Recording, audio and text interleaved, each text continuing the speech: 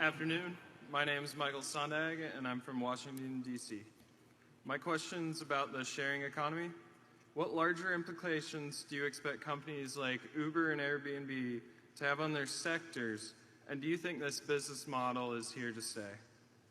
Well, they're obviously trying to disrupt some other businesses, and those businesses will fight back in competitive ways, and they may try to fight back through legislation. When anybody is threatened, or any business is threatened, it tries to fight back.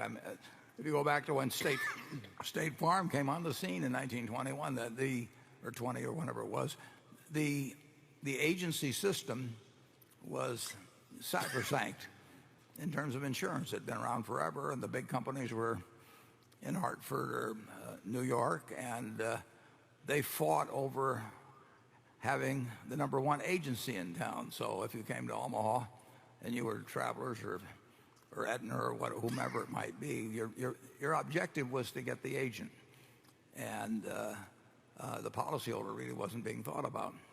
And then State Farm came along, and they had a better mousetrap, and then Geico came along with a better mousetrap yet. And so the industries, originally, the insurance companies fought back in a lot of ways, but one of the ways they tried to do it was to insist on various state laws involving what agents could do and what could not be done in insurance without agents and all that. That's standard, and you'll see that, and in the end, the better mousetrap usually wins. But the people with the second or third best mousetrap will try to keep that from happening. The ones you name, I don't know anything about. I mean, I know what they do, but I don't know their specific prospects, which is why we kind of stay away from that sort of thing, because we know there'll be change, and we don't know who the winners will be. And we try to stick with businesses where we know the winners. We know that our energy companies, that our railroad, a lot of our businesses are very, very, very likely to be winners. And that doesn't mean they don't have some change involved with them, but they're going to be winners. And then there's other fields where we can't pick the winners, and so we just sit and watch, and we find them interesting, but we don't get tempted. Charlie? Well, I think the new technology is going to be quite disruptive to a lot of people. And I think retailing in particular is facing some very significant threats.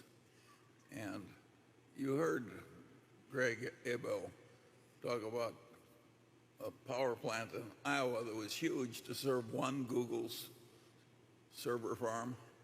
When you get computer capacity all over the world on this scale, it is changing the world.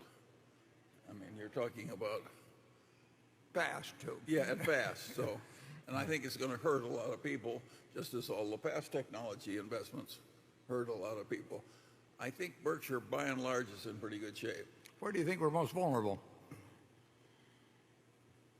Well, I don't think I want to name them. Okay. Now you've got them all wondering, Charlie. Section 3.